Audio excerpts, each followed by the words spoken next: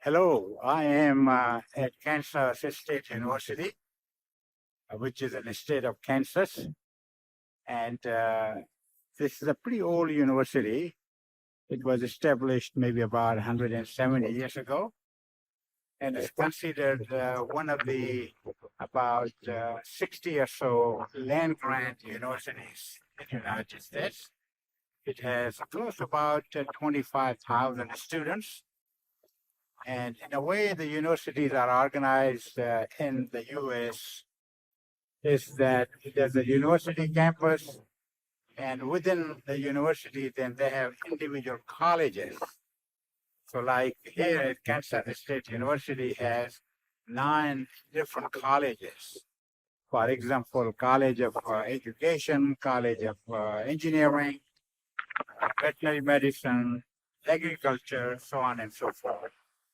So this university was one of those land grant universities established about 1860.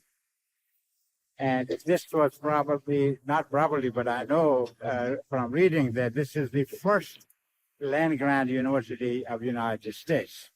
So what the land grant university means is the federal government of the United States about 160 years ago gave very large land, maybe close to about 30,000 or so acres to each state to build their university and educate their people, especially in agriculture and technical education. So this is also considered R1 university.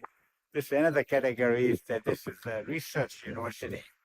So it has got 2 or 3 other branch campuses. So I came here to give some presentations at the veterinary college, as well as some interaction with the main campus regarding my Fulbright activities.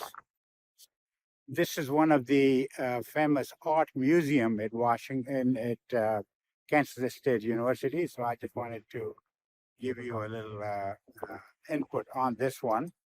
And as you can see, it has got somebody's name on it.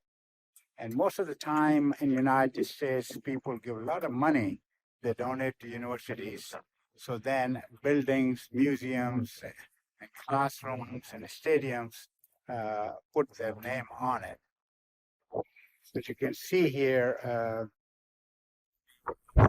Art Museum is it's quite an impressive building of it, but we will just try to peek inside to see what they have to show you a little more about the museum here. So there are very nice areas of the museum. This is the main entrance. It has got art galleries, different portraits, and so many different things are exhibited. And, I've got limited time to spend. Otherwise, I can take you every room here. So if you come to Kansas State University in Manhattan, Kansas, this would be one thing that you would like to visit. So this is one of the historical figure which has got portrait here. As you know, in the United States, we had many Native Americans, or some people call them American Indians.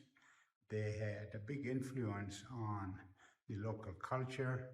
But if one has, more time to read a little more about this gentleman, when he was born, what his contributions were, and what kind of tribe this person was from.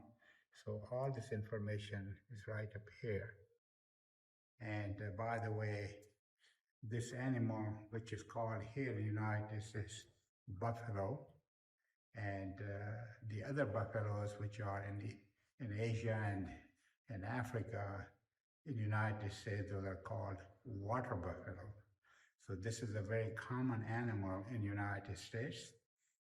It's really mostly, it's still a wild animal. It has not been domesticated, but there are places, we have some national parks where these buffaloes are, or some people also call them bison, bison.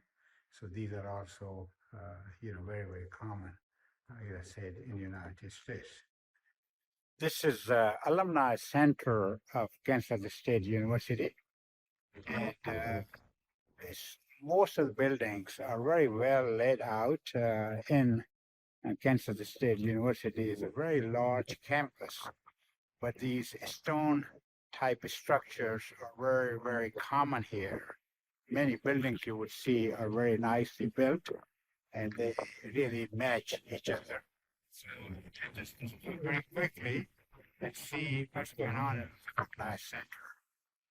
In every university in the United States, especially in the Midwest, because Kansas is in the Midwest of the United States, sports are very, very popular. And it's almost like a part of almost like a religion, you know. People love their sports, and this happened to be one of the stadiums that I'll show you. There are just few students here. It's Friday afternoon, and they are practicing. As you can see here, this is one of the many stadiums they have here. So there are just few students are practicing what we call in many countries football, but here in this country it's called soccer. So you could see here all along that these fields are maintained very well, and whenever there are some competitions, you know, these stadiums obviously get filled up. And again, this is just for soccer. So this is just the entrance of Alumni Center. Just like it says, alumni, so there are many alumni functions and gatherings, celebrations happen in this hall, in this building, and it's very well kept. And, you know, it's got different kind of rooms, and which are, now this happened to be, as you can see here, it says Emmy Button Rand's Family Banquet Room. So I have a strong feeling that this was probably donated some money from this family to establish this room here. But I mean, just to go ahead and show you all around, it has got the stairs up the stairs that you can go. And then it has, this is just the first floor. And there are many, you know, areas in the different floors here. And let me just walk you over here in another impressive room here. As you can see here, the mascot of the Kansas State University, the wild cat. So then you've got different kind of stuff belong to Kansas State University, which shows you in so many different ways. So this is, by the way, the uniform of you know, K-State band. And as you can see here, they tell you the history, how Kansas State University developed from 1931 to 59, and just a historical perspective here, if anybody's interested, know about it. And so you can see that it's worthwhile to spend some time in these kind of places to see. And you can see that, you know, people are so proud of their institutions and you know, the background and history and things like that over here at Kansas State University. This is the main hangout for students. It's called Aggie Well. It's a pretty old area that they started, I think, back in 1889. It was built. So what it means is that the students in the evening, especially time, this area is very crowded.